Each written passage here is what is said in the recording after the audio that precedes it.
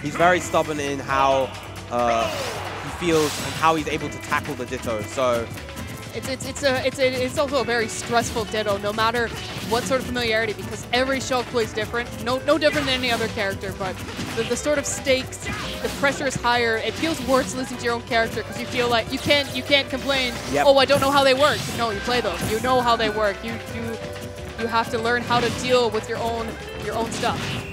Your own shenanigans. Yes. Oh, he's caught the double jump. Oh, are we Mario? Wow. Look at all those up tilts, the damage, all of this. Even the game immediately just from those up tilts, but now the gap has been opened once again by Kameme. And so now, again, those short hop nairs with Kameme being answered by a bear by Nicko. Ooh. Oh, the roll back, that was scary. Kameme should have known that Nicko was in a bad situation there. Maybe gone for a lingering move such as an up tilt. Like right there. A lingering move indeed, coming out with that up tilt. Oh, and so now he's going to get this, try to get as much extra reward. Oh my goodness, 30% from Buster as he can on this stock. 49%, 50%. Oh my goodness, there is so much Buster after you've gotten the stock. Nicko, what you doing? Nicko throwing out the Sky up smash at the edge right there. And so Nicko clearly getting antsy, wanting to steal this stock. Kameme definitely could be at kill percent, especially the smash art. Oh, there it is, catching the air dodge, trying to get back onto stage. Good from Nicko, having 66% though still to his name that he has to work with. Now, you see there that Kameme was trying to pressure on the ledge with up tilt, which is a solid option. But in all truth, just because of the end lag of the move, up air is usually a better option just due to how much shield pressure the damage of the move deals. And the low landing angle usually means that you can juggle with an up air and either shield poke or catch a jump away with an up tilt afterwards. And so that's the sort of thing you would see maybe with a little bit more experience, but still solid juggle move when players on a platform above you, just due to the range of up tilt. Now we can see Nicko's a very fundamentally sound player. His neutral decision making is really good, but when you put him up against a player like Kameme, it might be a little bit difficult for him in terms of capitalizing on his own neutral decisions. It's very much like your best against the best of the best, a PGR right player. Oh my goodness, that backslash could have very much hurt, but fortunately, just poking with the up airs. Are we Cloud with these up airs? Oh, waiting for the spot dodge, but grab still missing. See, those are the Nicko jumping. Kameme, great up tilt there. Kameme has just been catching all of these jumps with up tilt, like a true Shulk. Very solid, and because there's the rollback and then the jump away. Those are the two solid panic options that Shulks will opt for when they're right next to you.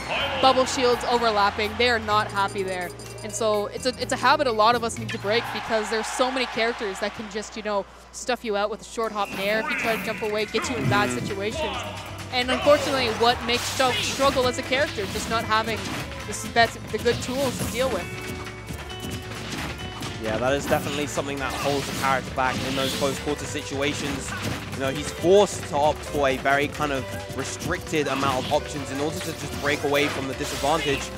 But of course, as a result, stronger players who are known or who have knowledge in the matchup can work their offense around those options. That's very much it. When you're playing against the Shulk, smart players will get into his face and just force him to get into those uncomfortable situations and force him to make a bad decision.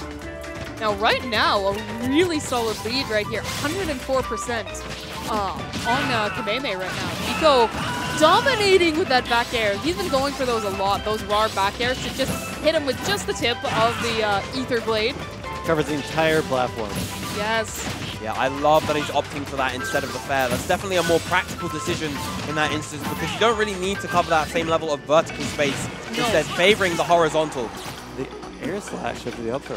Definitely, that's a very solid dead. Oh, reading the air dodge. This is going to be a bad situation. I think he's oh no, he had his double jump. That is actually a pretty tricky thing to do. Recover as if you're going to use just the air slash to make you think you've lost their double jump. It's very easy to lose track of what your opponent has or hasn't got. What about changing? So much Monado are changing at the moment. I'm gonna have that sound in my nightmares tonight. Oh, going for that same back air, but unfortunately not dying. Ooh, the fair going through the stage. Ooh, And swing! a chunky swing from the forward tilt. Out of the park, home run. Probably one of the funniest animations in Shulk's arsenal, which I think actually really fits him well as a character. You know, Shulk wasn't like a big, beefy knight or whatever that studied the sword for ages. No. He swings a sword like a nerd in who just picked up a sword work. Just this is how you hold it, right? I love F-tilt. It's a very Shulk move. Oh, jabs clanking there. 4% to 3%. Again from that buster and speed discrepancy. Ooh.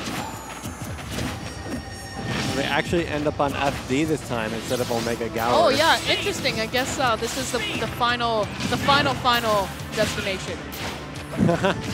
Okay, going for that raw nair into another raw nair to try to catch tech options is the nice thing about nair is that if you're expecting two of the three, nair can actually cover in place and away or in place and towards if you spaced it well.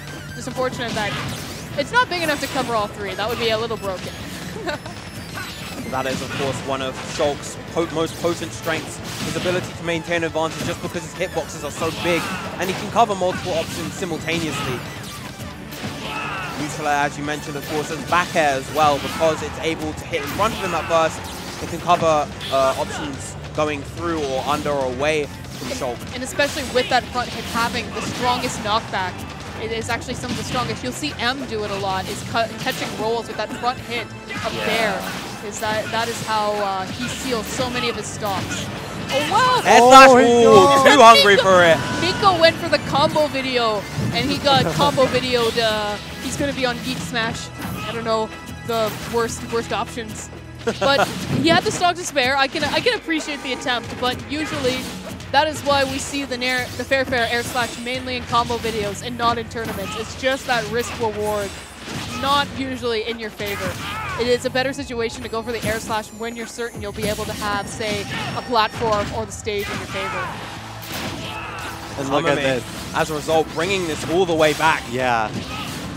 Oh, Nicko is going to be kicking himself for that one. Oh, jab. Oh, but he has the smash art on deck. Shield not activating in time, and Nicko takes it. Wow. A chuckle from Kameme. He, I think, had fun with that. I had fun with that. And Nicko didn't have to live with a poor decision. We can deal with the fact that he didn't lose to Kameme Shulk of all Shulks. That might have been a slight hit on his pride, but he wouldn't have forgiven himself.